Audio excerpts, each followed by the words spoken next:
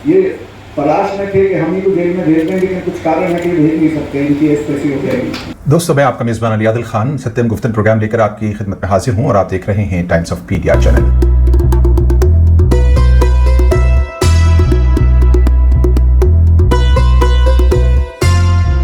यूं तो बदलते मौसमों की तरह कभी अंधेरे का समय यानी रात लंबी होती है, तो कभी उगते सूरज की रोशनी का वक्त तवील हो जाता है। और तब्दीली प्रकृति का एक निज़ाम भी है। अब चाहे वो राजनीतिक हो या फिर सामाजिक या फिर धार्मिक हो या सांस्कृतिक, जैसा कि हम जानते हैं कि अपने देश में भी विचारों के साथ सत्ता का मौसम बदला हुआ है। जो अपने देश में गांधी जी का विरोध और गॉडसे का गुणगान करते हैं, वही देश से बाहर जाकर देश के मुखिया के रूप में बोलते हैं कि मैं गांधी के देश से आया हूं। ऐसे में आज चारों ओर से अंधकार के नित नए बादल दिखाई दे रहे हैं।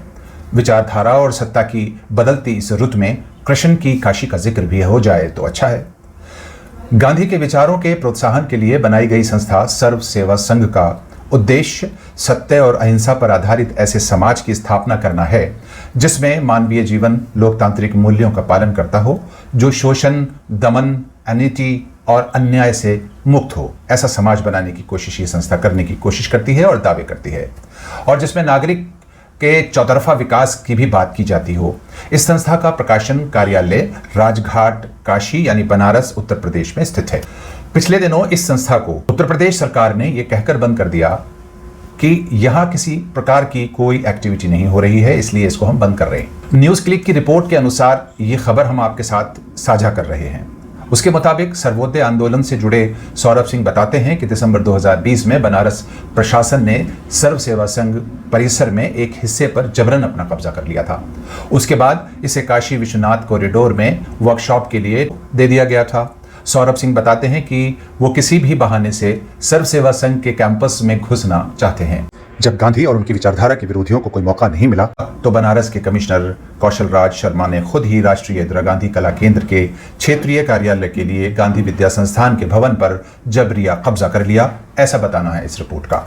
आपको बता दें कि बनारस कमिश्नर इस संस्थान की संचालन समिति के अध्यक्ष होते हैं। रिपोर्ट में बताया गया है कि गांधी विद्या संस्थान के भवन पर जबरिया कब्जे के बाद कोर्ट ने सर्व सेवा संघ के रिकॉर्ड की जांच की और उसे संस्था को वापस करने का निर्देश दिया था, लेकिन प्रशासनिक अफसर अदालती आदेशों की लगातार अनदेखी करते रहे। सर्वोदय संस्था से जुड़े सौरभ ये भी बताते हैं कि मामला हाईकोर्ट में लंबित होने के बावजूद गांधी विद्या संस्थान के भवन को किसी दूसरी संस्था को सौंपना कानून के विरुद्ध है।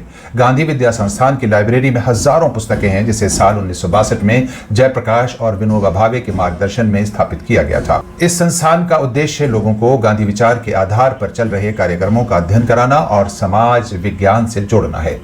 रिपोर्ट में यह भी बताया गया है कि वर्तमान सरकार के कार्यकाल में गांधीवादी संस्थाओं में आरएसएस के स्वयंसेवकों को बैठाने, गांधीवादियों को बाहर निकालने के लिए पुलिस बल का भी इस्तेमाल होता रहा है। रिपोर्ट का कहना है कि शर्मनाक बात यह है कि नौकरशाही अब भूमाफिया का किरदार निभा रही है। देश में गांधी और जेपी की विरासत के साथ बड़े पैमाने पर छेड़छाड़ की साजिश के खिलाफ देश भर के गांधीजनों ने भारी नाराजगी जताई है। देश भर के गांधीजनों और जयप्रकाश नारायण के संपूर्ण क्रांति आंदोलन से जुड़े सामाजिक कार्यकर्ताओं ने वाराणसी में गांधी अध्ययन केंद्र बचाओ सर्व सेवा संघ बचाओ के लिए सत्याग्रह चला रखा है। अब देश भर के सरोकारी संगठनों के प्रतिनिधियों का एक प्रतिरोध सम्मेलन 17 जून शनिवार को दिल्ली के आईटीओ स्थित राजेंद्र भवन में आयोजित किया गया, जिसमें देश भर के गांधीवादी और जेपी तथा समाजवादी मूवमेंट से जुड़े कदावर नेताओं का जमावड़ा देखने को मिला। सभी ने अपने विचार प्रकट किए। आज की इस कड़ी में सबसे पहले हम देश में बहुचर्चित जम्मू कश्मीर के पूर्व गवर्नर सत्यपाल मलिक का बयान आपको हम सुनवाते हैं, जिसमें उन्होंने एक बार फिर वर्तमान सत्ताधारी पार्टी को आड़े हाथों लिया और कहीं ना कहीं उसकी नींद उड़ाने का भी काम किया। सुने उनका यह बयान।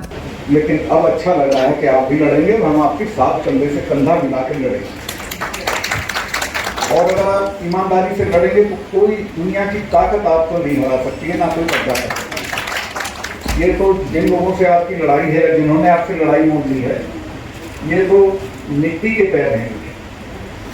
ये तो सिर्फ सरकार के जरिए खड़े हुए हैं, लेकिन जब लोगों को आप खड़ा कर देंगे तो मैदान छोड़ कर भाग जाएंगे।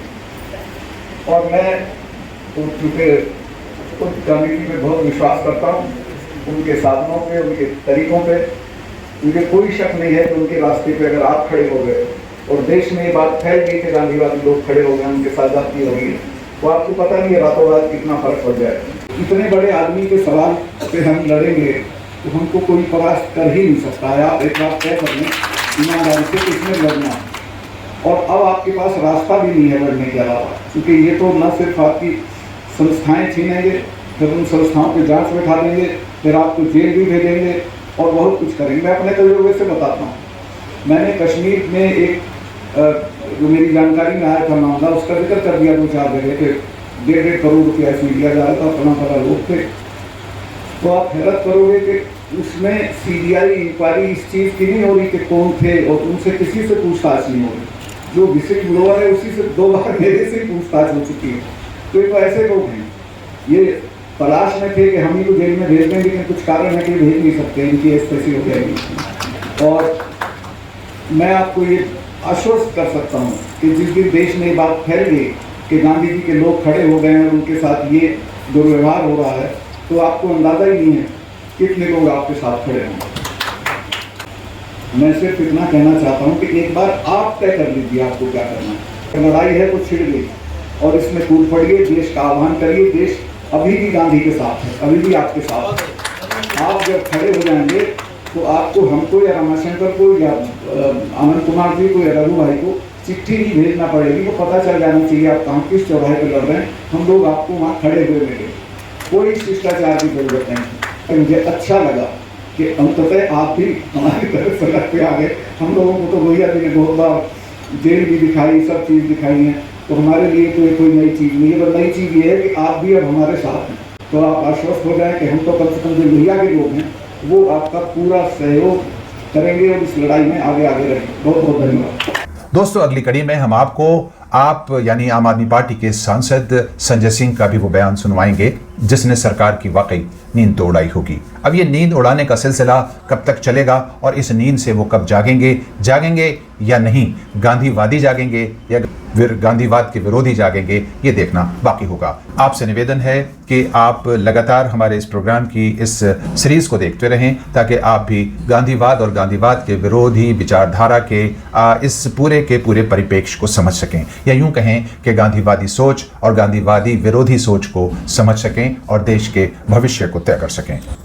आपसे लेता हूं इजाजत, अगली कड़ी में आपसे मुलाकात होती है। जय हिंद, शुक्रिया।